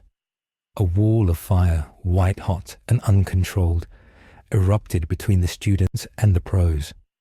It was a declaration of war. Under the cover of the inferno, Ida activated his Recipro Turbo, carrying Luffy. Midoriya carried Bakugo. They ran into the night, leaving the warehouse burning behind them, branded now not just as vigilantes, but as hero killers. They didn't stop running for 50 miles. They found shelter in a dense forest at the base of a mountain range. They laid Bakugo down on a bed of moss. He was pale, his breathing shallow. Yaoyorozu created bandages, sutures, antibiotics, everything she could think of. She worked with trembling hands, stitching the muscle and skin back together. It was a messy job, desperate and crude. Bakugo survived, but he didn't wake up. Luffy woke up an hour later. He smelled the blood. He crawled over to where Bakugo lay. He looked at the bandages. He looked at Midoriya's broken arm. He looked at the faces of the crew he had adopted. They were broken. They were crying. The adventure was dead. Luffy sat up. He reached into his pocket, a pocket that shouldn't have held anything, and pulled out a piece of meat. It was old, dried, and covered in lint. He had been saving it. It was his emergency ration, the last bite. He looked at it. His stomach roared, a painful, cramping demand for sustenance. He looked at Bakugo. He looked at Midoriya. Luffy tore the meat in half. He shoved one half into Midoriya's mouth, forcing the boy to chew. He shoved the other half into his own mouth. He swallowed. It wasn't enough to heal him, but it was enough to stand. He stood up. The Haki flared. It wasn't the Conqueror's Haki of domination. It was something else. It was the color of armament, but fluid, rippling like liquid metal. He walked to the edge of the forest and punched a tree. The tree didn't break. It turned into rubber. It bent, snapped back, and vibrated. Luffy looked at his hand. The starvation had done something. It had forced his body to consume not just muscle, but the barriers between his power and his biology. He was closer to the awakening than he had ever been, but he was dying. The massive outcome of the warehouse raid began to ripple outward. The footage of Midoriya attacking the Nomu and Todoroki attacking the heroes was leaked, not by the media, but by Darby. He broadcast it on every channel. The narrative was simple. The heroes are killing their own children. Society collapsed. It didn't crumble slowly. It snapped. Civilians began attacking pro-heroes in the streets. Police stations were firebombed. The prisons, already understaffed, faced mass riots. And in the deepest pit of Tartarus, All for One smiled. The chaos was sufficient. The signal noise was loud enough. He had activated the sleeper agent he had placed inside the HPSC years ago. The grid went down. The security systems of Tartarus failed. The jailbreak didn't happen quietly. It was an explosion. 7 high-end Nomus, directed by Shigaraki from his vat, tore the prison apart from the outside. All for One walked out of his cell, stepping over the bodies of the guards. He breathed the free air. He looked toward the mountain where Class 1A was hiding. He could feel One for All, and he could feel the other presence, the sun god. He began to float toward them. Back in the forest, the students felt the shift. It was a pressure in the air, a static charge that made their hair stand on end. Midoriya, feverish and delirious, clutched his chest. The vestiges were screaming. "He's coming," Midoriya whispered. Luffy looked at the dark horizon. He felt it too. A presence that felt like Blackbeard, but colder, artificial. "Who?" Uraraka asked, terrified. "The big boss," Luffy said. His voice was grim. He tightened his sash. He was at 10% capacity. He was starving. His crew was half dead. And the strongest villain in history was coming to kill them. But the choice had been made. They hadn't surrendered. They had burned the bridge. There was no going back to school. There was only the fight. Midoriya looked at Luffy. "What do we do?" Luffy grinned. It wasn't a happy smile. It was the baring of fangs. "We stop running," Luffy said. "We turn this island upside down." The image of All for One floating above the city lights, his army of escapees behind him, while in the dark forest, a broken boy with a straw hat and a broken boy with green hair stood back to back, waiting for the end of the world. The small choice to raid a warehouse had resulted in the total collapse of the status quo. The war was no longer a possibility. It had arrived. The silence that descended upon the mountain forest was not the absence of sound, but the absence of life. It was a heavy, suffocating pressure that pushed the air out of the lungs and made the blood stagnate in the veins. The birds had fallen from the trees hours ago, their hearts ruptured by the sheer density of the malicious intent approaching from the south. Inside the cave, where the rogue unit of Class 1A had taken shelter, the temperature dropped 20 degrees in seconds. The moisture in the air crystallized into frost on the rock walls, not from a quirk, but from the physical manifestation of fear. Midoriya Izuku, his body burning with a fever that made his vision swim in kaleidoscopic bursts of color, tried to stand. His broken arm, wrapped in dirty rags and splintered with branches, hung uselessly at his side. He felt them before he saw them. The voices of the predecessors within One for All were not whispering anymore. They were screaming. They were screaming a name that had haunted the nightmares of society for a century. All for One was here. Outside, the darkness of the night was pierced by the glow of fire starting in the valley below.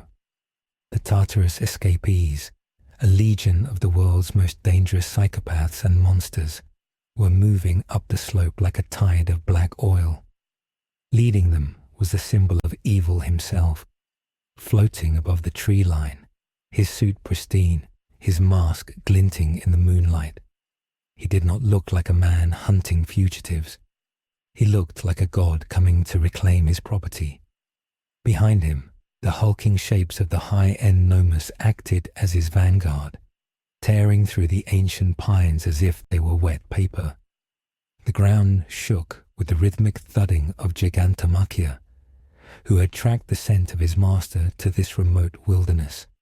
The sheer scale of the force brought against 20 teenagers was an absurdity, a testament to how terrifying the variable of Monkey D. Luffy had become to the man who ruled the shadows.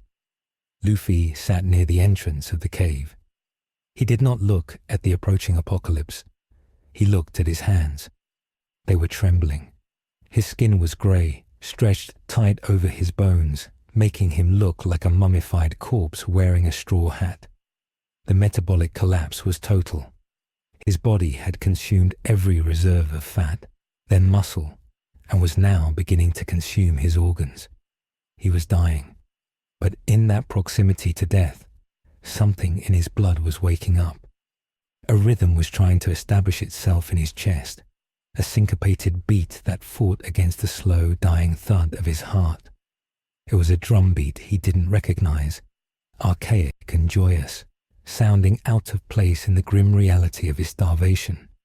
He clutched his chest, gasping, his rubber body feeling stiff, brittle, as if the elasticity was drying out. The first wave hit the perimeter defense set up by Yaoyorozu and Aoyama. A laser tripwire triggered a massive explosion, collapsing the first line of trees, but the villains poured through the fire without slowing down. Muscular, his muscle fibers bursting from his skin, leaped through the flames, landing in the clearing where Kirishima and Sato stood guard. There were no quips. There was no banter. Muscular swiped his arm, a mass of biological hydraulic pressure, and Sato was launched into the rock face with a sound that signaled shattered ribs. Kirishima hardened to his absolute limit, his unbreakable form jagged and terrifying, and met Muscular's next blow.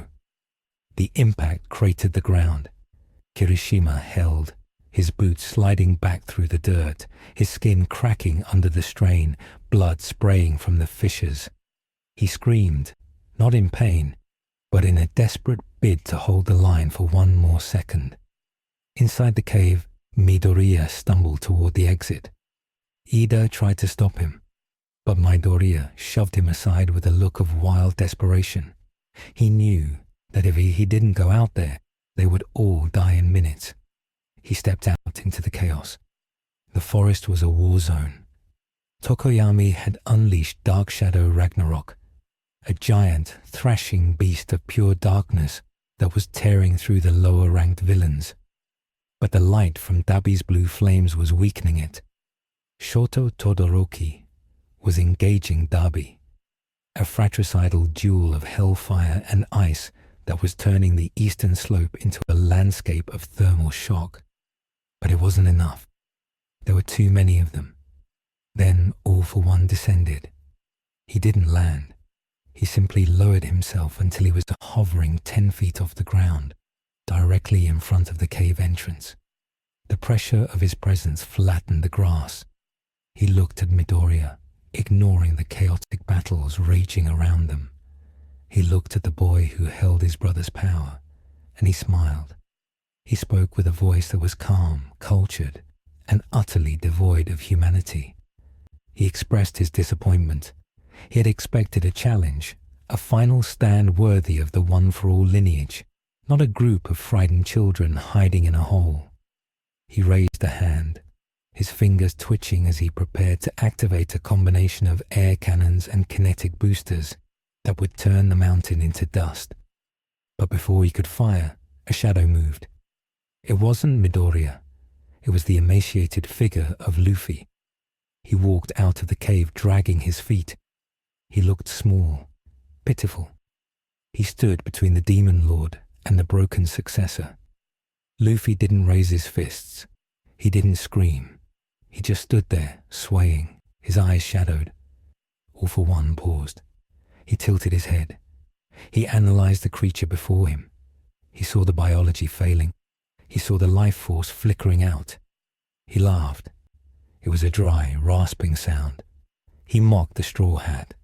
He called him a failed experiment, a glutton who had eaten himself into a grave.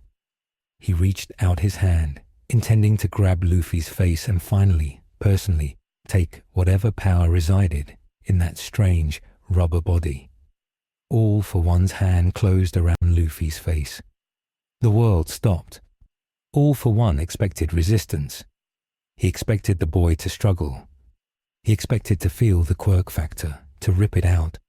Instead, he felt a heartbeat, but it wasn't a normal heartbeat. It was a drum. Doom-da-da-da, doom-da-da-da. It vibrated through All for One's arm, shaking his very bones. The sound was loud, impossibly loud, resonating not just in the air, but in the spiritual ether. The villains fighting in the forest paused. The heroes miles away felt a shiver run down their spines. The sound was ancient. It was the sound of a festival. It was the sound of freedom. Luffy's body began to change. It didn't inflate with air. It turned white. His hair, his clothes, his eyebrows, everything bleached into a pure, incandescent white. Steam formed a ring around his neck, floating like a cloud. He didn't pull All for One's hand away. The rubber of his face simply flowed around the fingers, expanding, stretching, turning liquid and then solid again. Luffy grabbed All for One's wrist. The grip was not the desperate hold of a dying boy. It was the immovable grasp of a deity. All for One tried to pull back, but he couldn't. His own arm began to stretch. His suit, his skin, his very bone structure turned to rubber under Luffy's touch. Luffy laughed. It wasn't the menacing laugh of a villain or the heroic laugh of all might. It was a laugh of pure, unadulterated delirium. Aizawa. The sound cut through the noise of the battlefield like a knife. Luffy pulled. All for One, the man who had ruled Japan from the shadows for a century, was whipped around like a wet towel.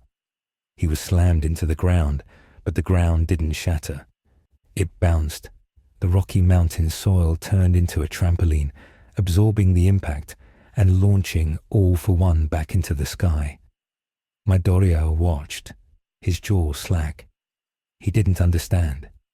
His danger sense was silent. The vestiges inside him were silent. This wasn't a quirk. This was something else. This was a rewriting of reality based on imagination. Luffy floated into the air, defying gravity not with flight, but by simply running on the empty space as if it were solid. He bounced off the air, spinning, his body contorting into impossible shapes. He looked down at All for One, his eyes swirling spirals of red and white. He shouted that he was having fun. He shouted that his heart felt funny. All for One was furious.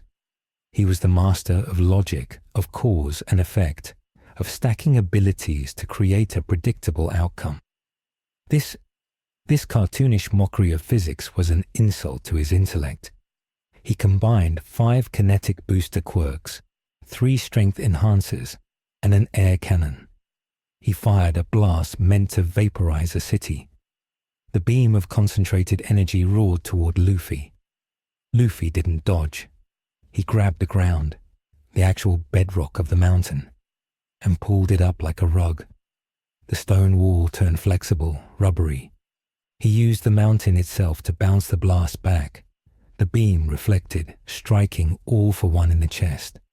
The villain was engulfed in his own power, the explosion lighting up the night sky for 100 miles. But the cost was immediate. Luffy gasped, clutching his chest. The white form flickered. He was burning his life force to fuel this awakening. He was starving, and the engine of the sun god ran on calories. He looked around, his eyes frantic. He needed energy. He needed substance. His gaze fell on the forest fire Dubby had started. He took a deep breath.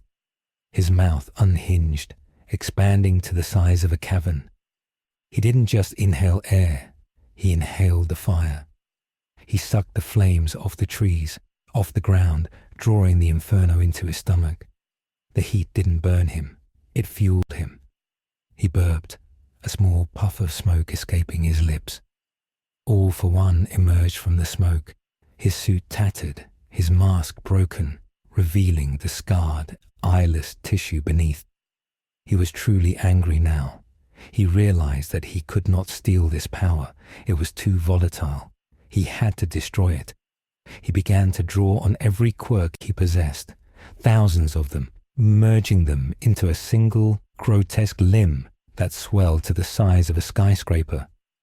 It was a conglomeration of flesh, bone, metal, and energy. The ultimate quirk combination. World breaker.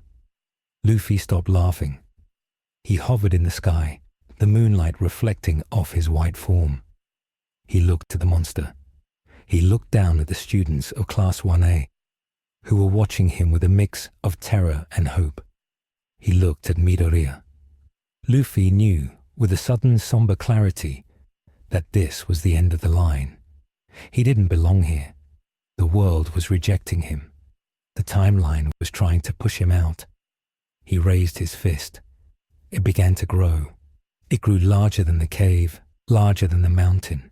It pierced the clouds. It became a fist the size of an island, coated in advanced conqueror's Haki and armament Haki, crackling with black lightning that tore the sky open. Gomu Gomu no, Bajrangun.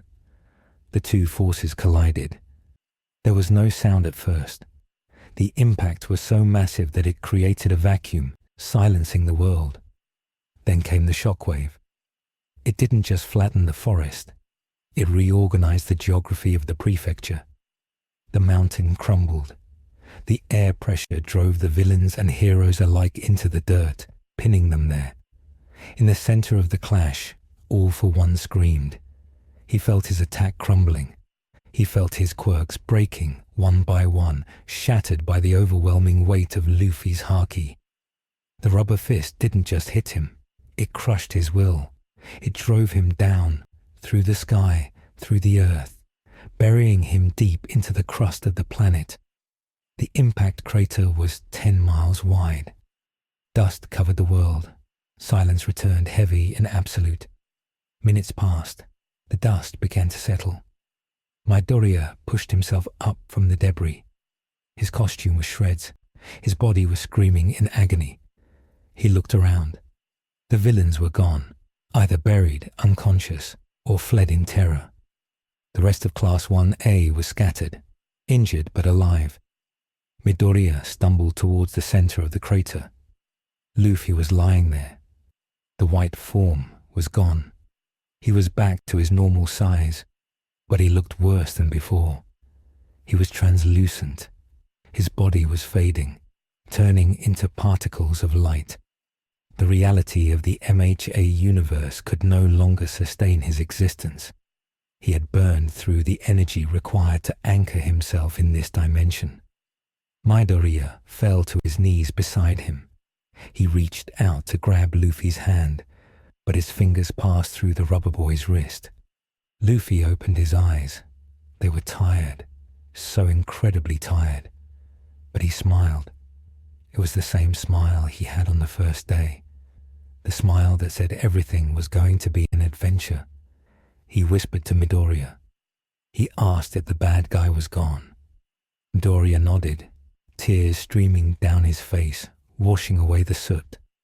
Luffy chuckled, a weak, wheezing sound. He said he was hungry. He said he wanted meat. The fading accelerated. His legs dissolved into golden motes of light. Then his torso. Midoriya panicked. He tried to hold him together with Black Whip, but the energy tendrils couldn't grasp the fading soul. Luffy looked at the sky. He saw something Midoriya couldn't see. He saw a ship. He saw a sea. He saw his crew calling his name. Izuku, Luffy said. It was the first time he'd used Midoriya's real name. Midoriya sobbed, looking at the disappearing captain. Be the fire, Luffy whispered. And don't let them take your meat. With those final words of nonsensical wisdom, Monkey D, Luffy vanished. There was no body left behind, no hat, no sandals, just an empty space where the most chaotic force in the universe had lain. Midoriya sat alone in the center of the crater. The sun began to rise over the ruined landscape. The rays of dawn hit the devastation, illuminating the broken mountain and the scattered bodies of the villains. The sound of helicopters approached from the distance. The heroes were arriving. The society that had rejected them was coming to pick up the pieces. But it wasn't a victory. All for One was defeated, yes. His body was found fused into the bedrock, alive but broken beyond repair. His quirks burned out by the Haki infusion. But the world was shattered. The secret of One for All was out. The trust in heroes was gone. The cities were in ruins. And the one person who had turned the tide, the one person who had shown them what true freedom looked like, was gone without a trace. Midoriya stood up. He clutched his broken arm. He looked at the sunrise. He felt a change in One for All. The power felt different. It was heavier, yet wilder. Deep within the stockpile of power, a new vestige had formed. It wasn't fully clear, just a silhouette of a boy with a straw hat, laughing.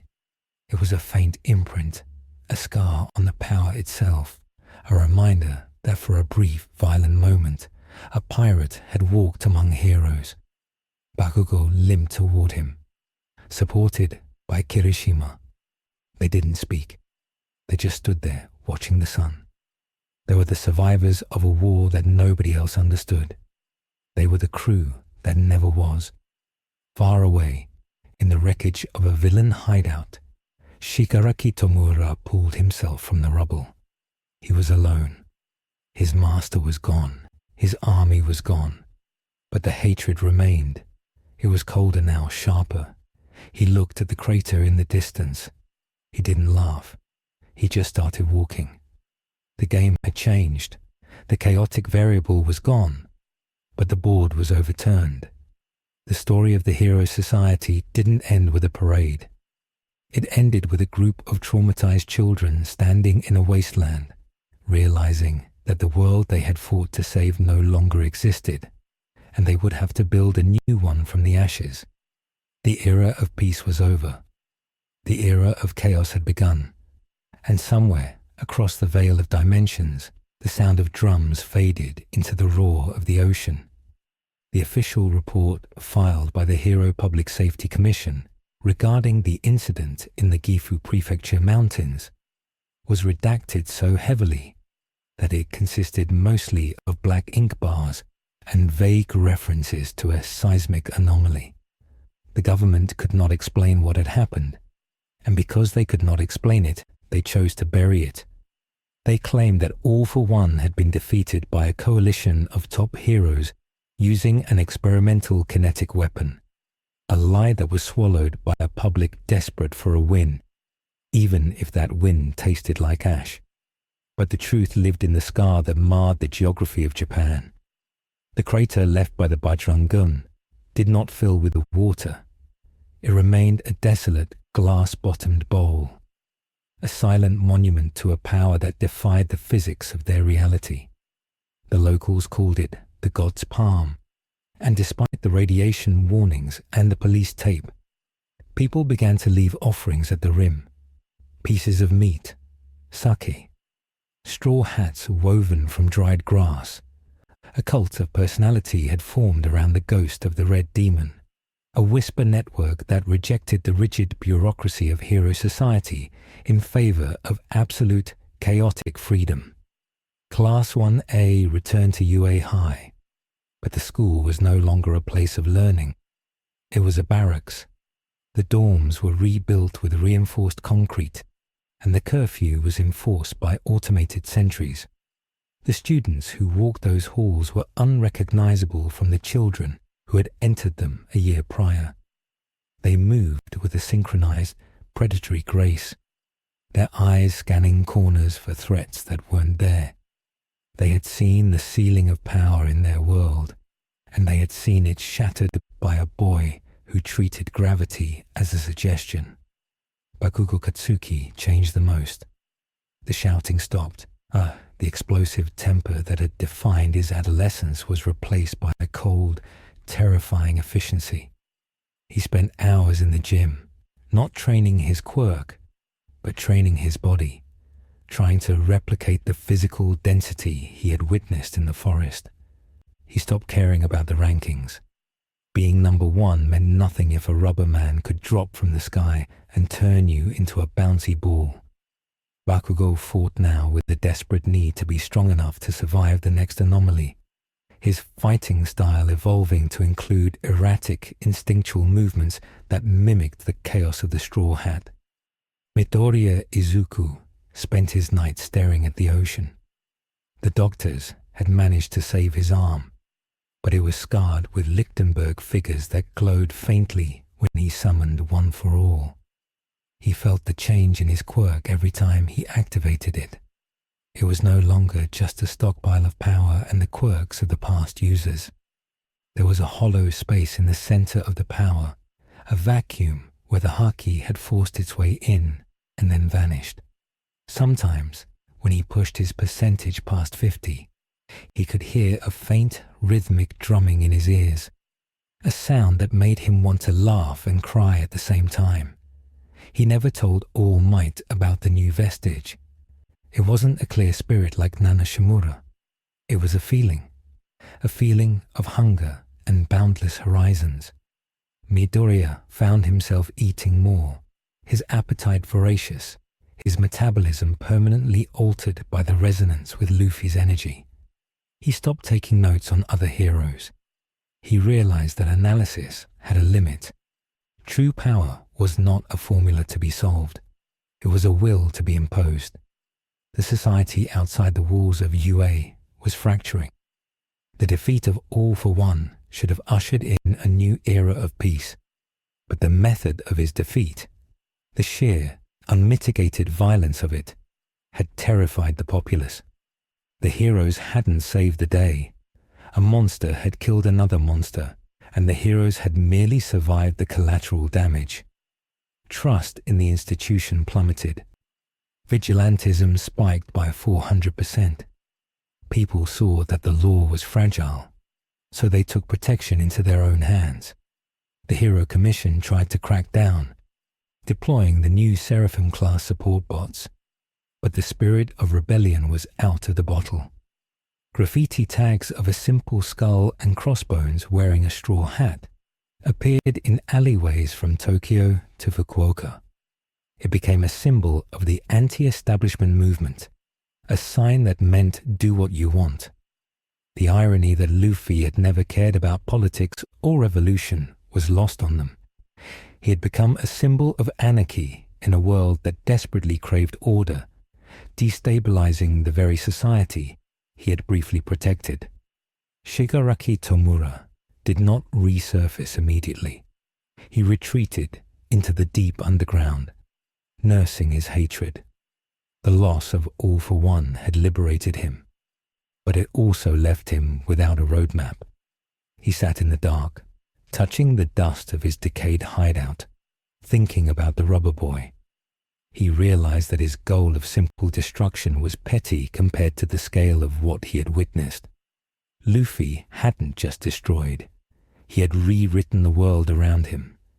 Shigaraki began to understand that to truly win, he didn't just need to decay the society. He needed to break its reality. He began to recruit not just villains, but outcasts, the people who didn't fit the quirk singularity theory, the biological anomalies. He was building a crew. He stopped calling them the League of Villains. He called them the Liberation Front, but the mockery was evident. He was chasing the shadow of the pirate, seeking a power that could rival the sun god. 5 years later, on the anniversary of the Mountain War, Midoriya stood on the beach where he had once cleaned trash for All Might. He was the #1 hero now, a title he wore with a heavy, weary responsibility. The world was safer, but it was grayer. The villains were more organized, The heroes were more militarized, and the joy had been drained from the profession. It was a job now, a grim necessity. He looked out at the horizon, where the sea met the sky. He remembered the last words Luffy had said to him. Be the fire. Midoriya ignited one for all. Green lightning crackled around him, but amidst the green there were streaks of red and black, a residual haunting of the Haki that had stained his soul. He pulled a piece of dried meat from his pocket, a habit he had picked up and never dropped, and took a bite. He chewed slowly, watching the waves. For a brief second, the wind shifted. The smell of salt and ozone was replaced by the scent of tangerines and adventure. Midoriya smiled, a genuine, wide smile that reached his eyes for the first time in months.